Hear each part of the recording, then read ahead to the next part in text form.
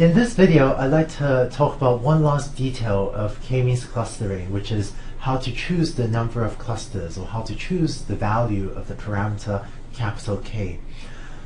To be honest, there actually isn't a great way of answering this or of doing this automatically, and by far the most common way of choosing the number of clusters is still choosing it manually by looking at visualizations or by looking at the output of the clustering algorithm or something else.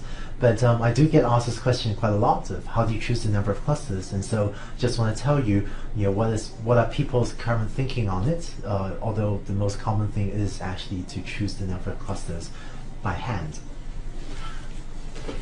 A large part of why it might not always be easy to choose the number of clusters is that it's often genuinely ambiguous how many clusters there are in the data.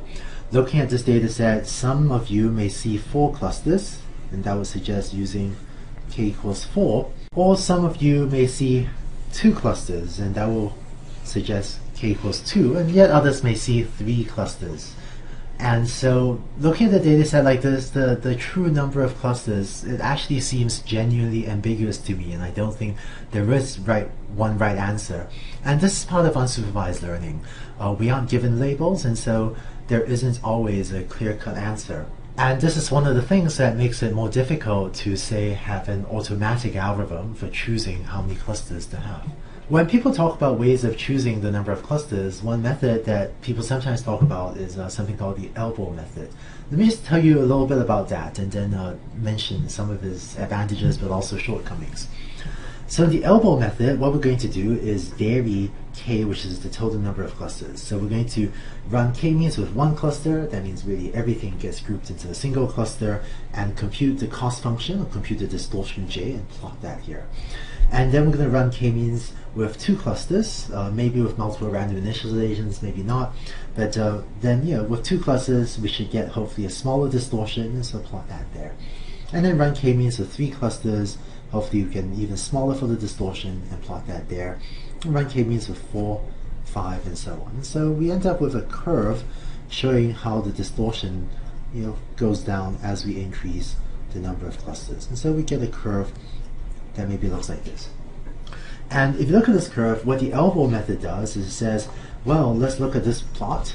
Looks like there's a clear elbow there, right? This is maybe by analogy to the human arm, where if you imagine that you reach out your arm, then this is your shoulder joint, this is your elbow joint, and I guess your hand is at the end over here. Right? And so this is the elbow method, and you find this sort of pattern where the distortion goes down rapidly from 1 to 2 and 2 to 3, and then you reach an elbow at 3, and then the distortion goes down very slowly after that. Then it looks like, maybe using 3 clusters is the right number of clusters, because that's the elbow of this curve, right? It goes down, distortion goes down rapidly until k equals 3, then it goes down very slowly after that, so let's pick k equals 3.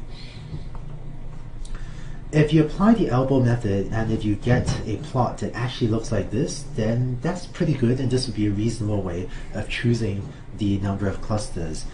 It turns out the elbow method isn't used that often, and one reason is that if you actually use this on a clustering problem, it turns out that fairly often you end up with a curve that looks much more ambiguous, of maybe something like this. And if you look at this, I don't know, maybe there's no clear elbow, right? It looks like distortion continuously goes down. Maybe 3 is a good number, maybe 4 is a good number, maybe 5 is also not bad. And so if you actually do this in practice, if your plot looks like the one on the left, then that's great, gives you a clear answer. But just as often, you end up with a plot that looks like the one on the right, and is not clear what where the location of the elbow is. It makes it harder to choose a number of clusters using this method. So maybe the quick summary of the elbow method is that it's worth a shot, but I wouldn't necessarily have a very high expectation of it working for any particular problem. Finally, here's one other way of thinking about how you choose the value of k. Very often, people are running k-means in order to get clusters for some later purpose or for some sort of downstream purpose. Maybe you want to use k-means in order to do market segmentation, like in the t-shirt sizing example that we talked about. Maybe you want k-means to organize a computer cluster better. Maybe a learning cluster for some different purpose. And so if that later downstream purpose, such as market segmentation, if that gives you an evaluation metric, then often a better way to determine the number of clusters is to see how well different numbers of clusters serve that later downstream purpose. Let me step through a specific example.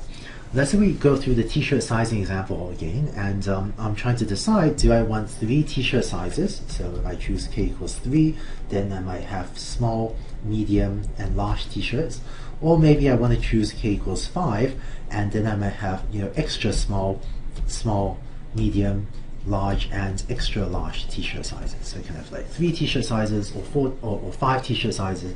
We could also have 4 t-shirt sizes, but I'm just showing 3 and 5, just to simplify this slide for now.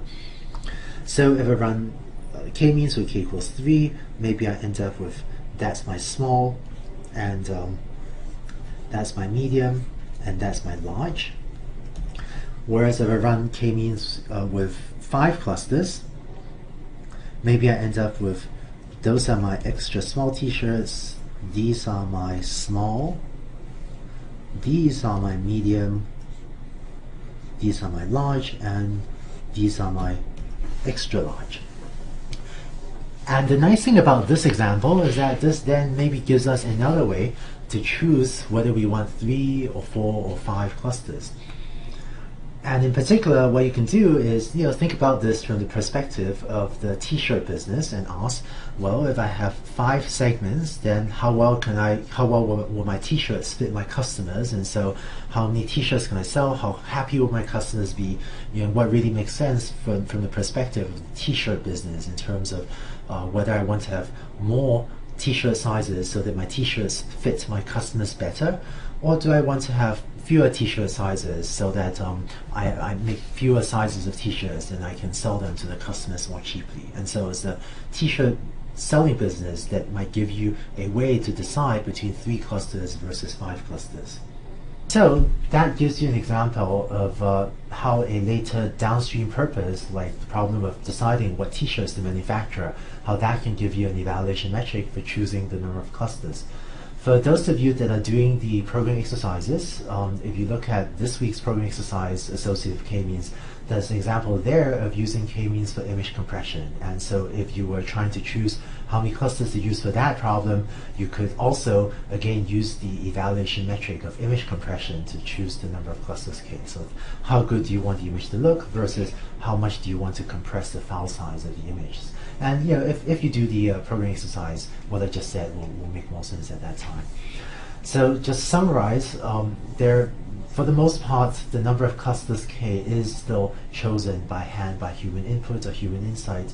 One way to try to do so is to use the elbow method, but I wouldn't always expect that to work well. But I think the better way to think about how to choose the number of clusters is to ask, for what purpose are you running k-means, and then to think what is the number of clusters k that serves that whatever later purpose that you're actually running k-means for.